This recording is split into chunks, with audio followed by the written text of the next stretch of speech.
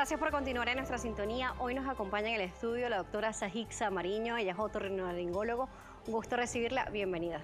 Muchísimas gracias, como siempre, encantada, Daniela, de estar aquí en tu programa, en el espacio, aquí en Globovisión, compartiendo con todos ustedes. Bueno, queremos hablar sobre la rinitis alérgica, además actualizar estos términos, conocer un poco más sobre ella y además saber que existen muchas más afectaciones respiratorias más allá del COVID-19.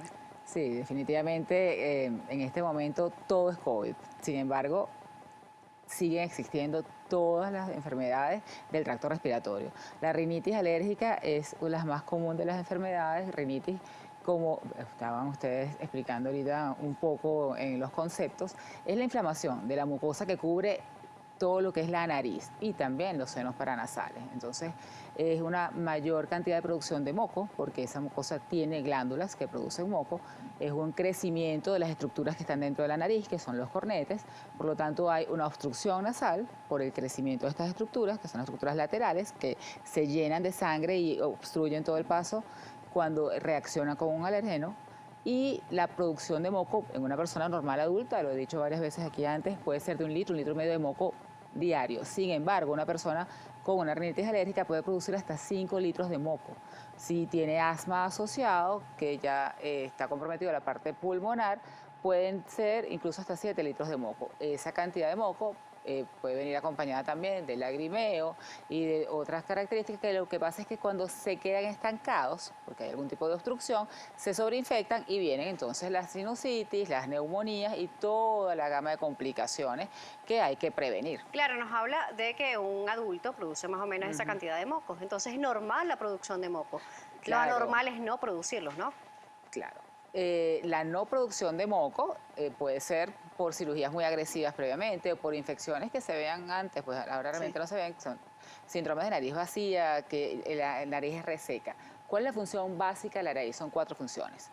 Producir moco para calentar el aire, para humedecerlo, con los brisas, los pelitos que tiene la nariz, limpiarlo, y con las estructuras laterales que son los cornetes, hacer la velocidad adecuada del aire para que llegue a los pulmones a hacer el cambio de todo lo que son oxígeno, CO2.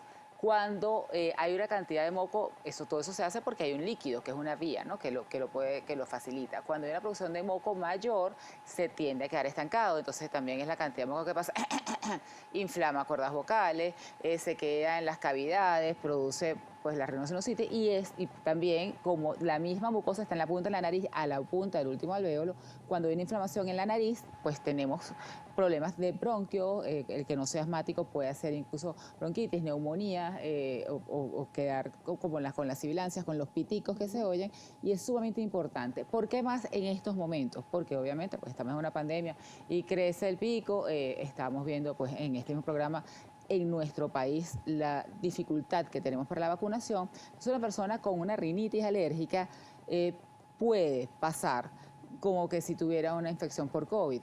La persona alérgica sabe cuando tiene su crisis. Sin embargo, si se estancan estas secreciones, se acumulan y viene la infección, puede solapar el cuadro. Entonces, toda persona alérgica, sobre todo en este momento mundo, tiene que tener un mayor cuidado, visitar a un especialista, controlar su producción de moco, controlar su obstrucción nasal para evitar complicaciones realmente importantes. Sí, aquí tenemos un comentario que nos hace Merix Urbaneja y nos dice si la textura del moco te puede decir cómo se encuentra la salud de la persona. Absolutamente, sobre todo porque hay también una rinitis que aparte de esta alérgica, en la rinitis alérgica es la cantidad de líquido, de agua dentro de ese moco es mucho mayor, pero también existe lo que es la rinitis vasomotora, que está asociada o al uso de las gotas, que la gente se pone gotas, gotas, gotas, gotas, y cambia la textura del moco, o a los cambios hormonales, ¿okay? En adolescencia, en embarazo, en menopausia, o en algún tipo de enfermedades metabólicas, donde el moco es como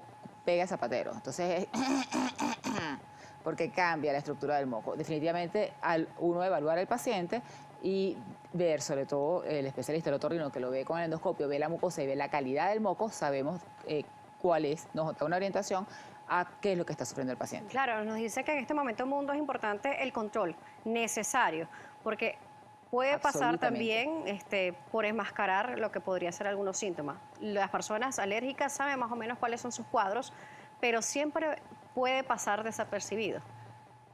si No. estamos en presencia de otra cosa? Sí, no es que pase desapercibido, pero la persona alérgica puede confiarse de Ok. que tiene una crisis más de su alergia.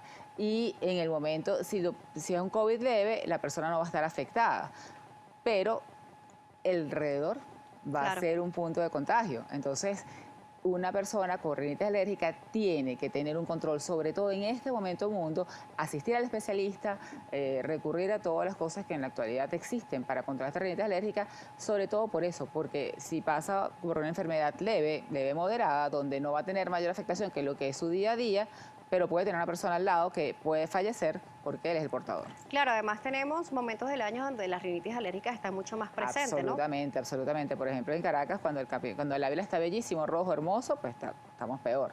Y también en la época ahorita que estamos en las lluvias, Sí. que hay mayor humedad, que el polen de todas las flores está, y que el ácaro aumenta mucho más en nuestras casas porque hay humedad, pues también está recreciendo. Va a venir el descenso de las temperaturas en noviembre y diciembre. Cuando desciende un poco la temperatura, pues también es un momento donde, dependiendo de cuál sea la reacción al alergeno, porque hay las personas que reaccionan a los cambios de temperatura, la mayoría reacciona al ácaro, y a todo lo que es el polen, pues también es un porcentaje muy alto. Entonces hay que tener mucho cuidado y estar, como lo voy a decir muchas veces, asista al especialista. En este momento todo el que sufra de la parte nasal tiene que asistir al especialista, porque estamos en un momento muy complicado mundo. Y hay un rebrote con una cepa delicada, y no es mejor estar mucho más tranquilos y cuidando a los que nosotros queremos y con los que compartimos. ¿La rinitis se cura o se controla? Eso me lo responde en la próxima parte, porque vamos a hacer una pausa. ¿Qué noticias? Globovisión Salud de la doctora Sajixa Mariño.